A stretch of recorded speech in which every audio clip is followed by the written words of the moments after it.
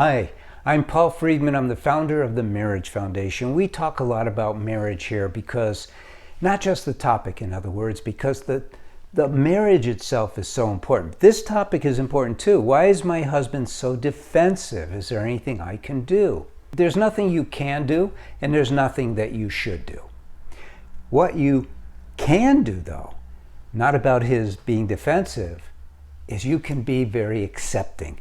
You see, we all have our flaws, don't we? You have some too. It's very easy for us as human beings, because we've been taught this, is to say, oh, I'm not perfect, okay? Name one of your imperfections. And we have a difficult time really scrutinizing ourselves. Why? And this is going back to why your husband is so defensive, because all of us have a mind. We aren't our mind. Western psychology got a lot of things wrong. You know, I have a lot of psychologist friends because I used to be a divorce mediator many, many years ago. And now all we're doing is saving marriages. And part of that is understanding the mind. You understand the mind, not just your mind, not just his mind, so that you're not shocked by what occurs. And what is the mind? The mind is an in-between machine, you might say. It's in between you, the soul, and the world. You also possess a body. That too is in between you and the world. Those are gifts, the mind and the body, for us to utilize, to enjoy, and to have a great time on this planet. Do you know what the number one desire should be?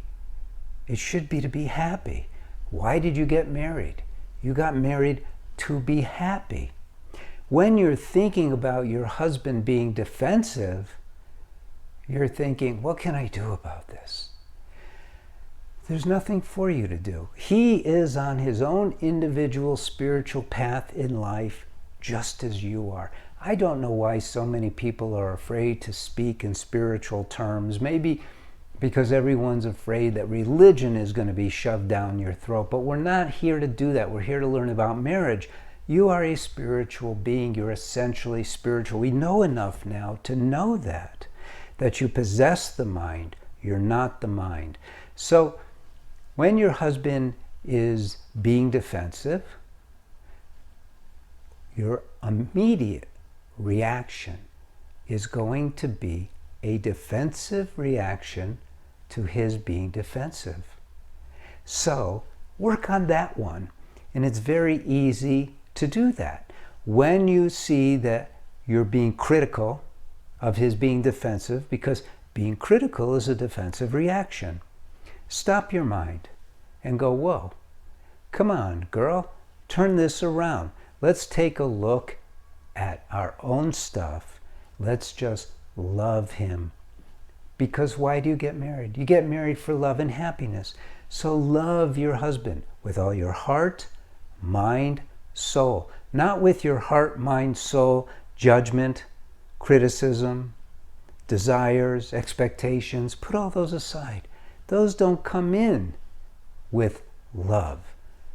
Just love him. And you will see, when you start to control the mind that you have control over, that you've never exercised control over, pretty much, you will start to discover that is sitting within you is this joy. And it is that joy, that happiness, because that's what you are as a soul. That's what should be going into your marriage, where you're feeling so much love for him that if you're even thinking about his defensiveness at all, it's only in terms of compassion, knowing that someday he's going to work on that. Right now is not the time. It's certainly not up to you to tell him when is the time. And then you will find that his defensiveness doesn't bother you anymore. And you could focus on that which you should be focusing on. His beautiful qualities, his handsome face, his wonderful demeanor, and smile more. Give him that love that you feel for him. Nurture it. Develop more of your true self. Cultivate devotion. Cultivate understanding.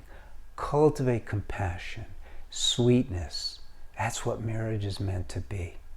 We've been doing this for a long time, over 20 years. Hopefully you're already a subscriber, and if not, you could become one. Our approach to marriage is very different. We see marriage very simply.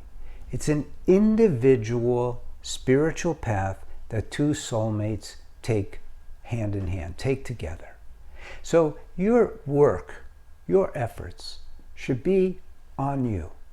But being together means opening your heart, feeling that love, offering that love. Not excuses, not fears, expectations, desires. Let those go. Just love. Learn to love unconditionally. That should be the compelling driving force in everyone's marriage.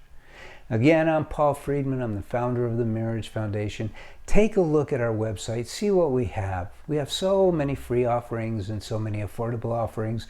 We want your marriage to be like ours. God bless you and take care.